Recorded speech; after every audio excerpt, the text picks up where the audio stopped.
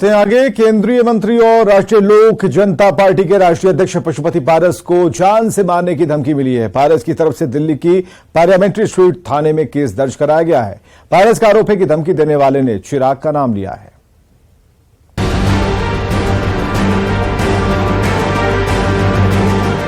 गुमनाम लोगों ने धमकी दिया कि तुम हाजीपुर सीट छोड़ दो और नाम भी लिया चिराग पासवान का, और नहीं तो हम हाजीपुर जाओगे तो हम काला झंडा दिखलाएंगे, मुंह में काली पोतेंगे, इसका परिणाम बहुत बुरा होगा।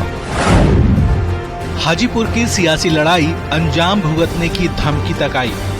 जी, केंद्रीय खाद्य एवं प्रसंस्करण मंत्री पशुपति पारस ने बहुत बड़ा आरोप लगाया है। पशुपति पारस का आरोप है हाजीपुर सीट नहीं छोड़ने पर उन्हें बुरा अंजाम भुगतने की धमकी मिली है। काली पोतेंगे, इसका परिणाम बहुत बुरा होगा। पारस का कहना है कि फोन करने वाले ने चिराग पासवान का नाम लेकर बर्बाद करने की धमकी दी और कहा कि हाजीपुर सीट छोड़ दो नहीं तो अंजाम भुगतना पड़ेगा। पशुपति पारस को ये धमकी उनके दिल्ली के सरकारी आवास पर फोन पर दी गई है। पारस का कहना है कि तीसरी बार उन्हें ऐसी धमकी मिली है, जिसकी शिकायत पार्लियामेंट्री स्ट्रीट थाने में कर दी गई है और जरूरत पड़ी तो वो गृह मंत्री से भी मिलेंगे।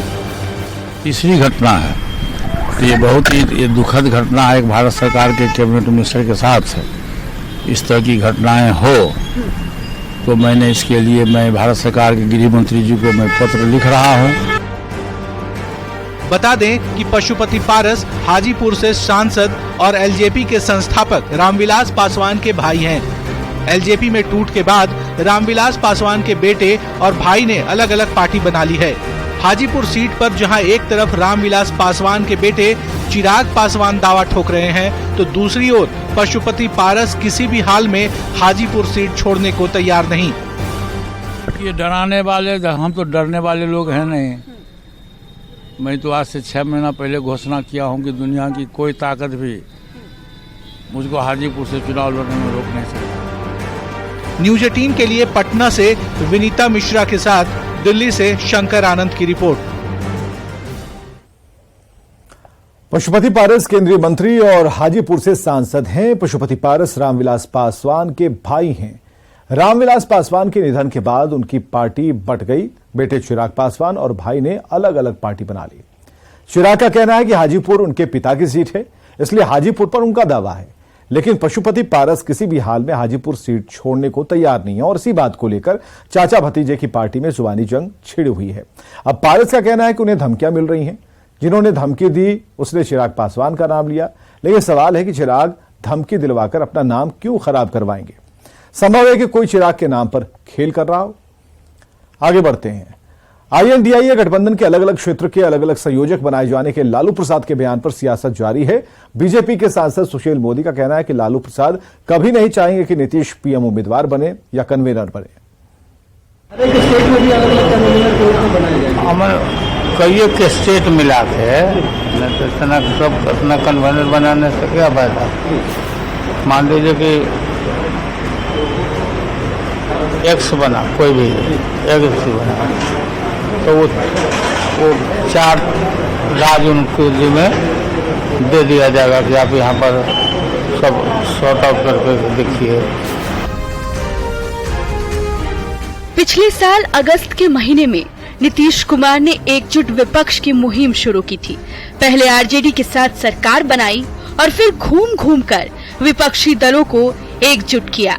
विपक्षी दल तो एक मंच पर आ गए, लेकिन उस गठबंधन में खुद नीतीश कुमार की भूमिका क्या होगी, ये अब तक किसी को नहीं पता।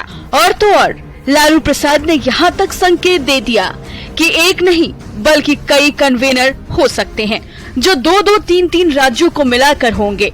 लालू प्रसाद के बयान के बाद बिहार में सियासी बहस छिड़ गई है। सवाल उठने लगा कि क्या INDIA के कई संयोजकों में एक संयोजक नीतीश बनेंगे। लालू प्रसाद के बयान से बीजेपी के सांसद सुशील मोदी को महागठबंधन पर निशाना साधने का मौका मिल गया। महागठबंधन के भीतर कांग्रेस, राजद और जदयू उसे भारी खींचतान है। क्योंकि अगर नीतीश कुमार ज्यादा ताकतवर बने तो लोकसभा की ज्यादा सीटों की मांग करेंगे और कन्वीनर के नाते अपने धौंस दिखाएंगे। तो लालू यादव कभी नहीं चाहेंगे कि वो प्रधानमंत्री के उम्मीदवार बने या वो कन्वीनर बने। वहीं जेडीयू का कहना है कि INDIA गठबंधन बनाने के बाद से बीजेपी परेशान है, इसीलिए बीजेपी के नेता ऐसी बातें कर रहे हैं। राष्ट्रीय नेतृत्व का यह विषय है, महत्वपूर्ण विषय है कि उन्होंने बार बार इसको रेखांकित किया कि इंडिया जो गठबंधन है उससे भाजपा परेशान है। हालांकि नीतीश कुमार ने हमेशा से ही इस बात से इनकार किया कि वो कन्वेनर नहीं बनना चाहते हैं और न ही उनकी इच्छा PM उम्मीदवार बनने की है। लेकिन ये शुरू से कयास लगाया जा रहा था कि नीतीश को विपक्षी महागठबंधन का संयोजक बनाया जाएगा। ऐसे में लालू प्रसाद के बयान के बाद सियासी बहस छिड़ना लाजमी है। न्यूज़ 18 के लिए पटना से आनंद अमृतराज और दिल्ली से अमितेश के साथ ब्यूरो रिपोर्ट।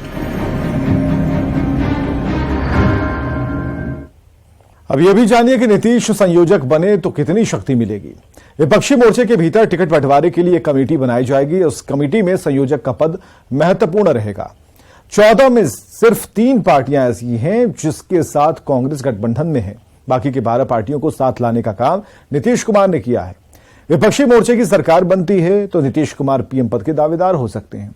विपक्षी मोर्चे में शामिल दलों के अलावा भी कई पार्टियां नीतीश के संपर्क में हैं।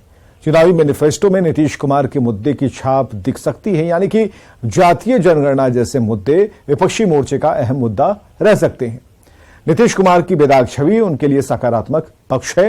नीतीश कुमार के 40 वर्षों की राजनीति में अब तक इन पर कोई दाग नहीं है।